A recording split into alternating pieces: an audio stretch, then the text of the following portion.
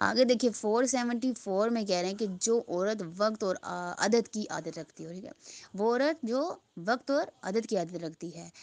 اگر اسے عادت کے وقت خون نہ آئے، ٹھیک ہے، اس کا وقت آ گیا خون نہیں آیا، بلکہ اس کے علاوہ کسی اور وقت حیض کے دنوں میں حیض کے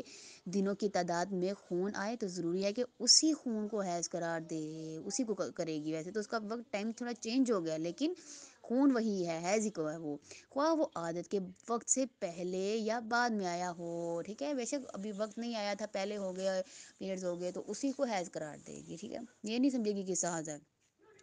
475 میں کیا کہہ رہے ہیں؟ جو عورت وقت اور عدد کی عادت رکھتی ہو،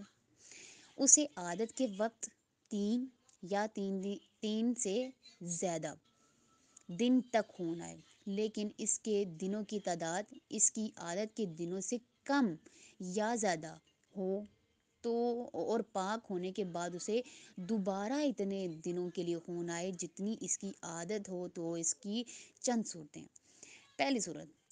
دونوں خون کے دنوں اور ان کے درمیان پاک رہنے کے دنوں کو ملا کر 10 دن سے زیادہ نہیں ہونے چاہیے، تو اس صورت میں دونوں خون ایک ہی حیض شمار ہوں گے، ٹھیک ہے۔ 10 دن سے زیادہ ہو جائے تو ساری بات ہے استحاضہ قرار دیں گے، 10 دن کے اندر اندر ہوگا تو اس کو سارے کا ہم کہہ رہے ہیں کہ حیض قرار دیں گے، ہم نہیں، تو ذیل مسائل۔ دوسرا کہہ رہے ہیں کہ دونوں خون کے درمیان پاک رہنے کی مدت 10 دن یا 10 دن سے زیادہ ہو، تو اس صورت میں دونوں خون میں سے ایک مستقل حیض قرار دیا جائے گا، ٹھیک ہے، یعنی کہ 10 دن اگر ہو جاتے ہیں تو ان دونوں جس میں خون آیا ہے پہلے اور بعد میں، ان میں سے کوئی دیکھیں گے اور ان میں سے ایک کو ہم کیا کہیں گے؟ حیض قرار دیں گے، اور ایک کو استحاضہ۔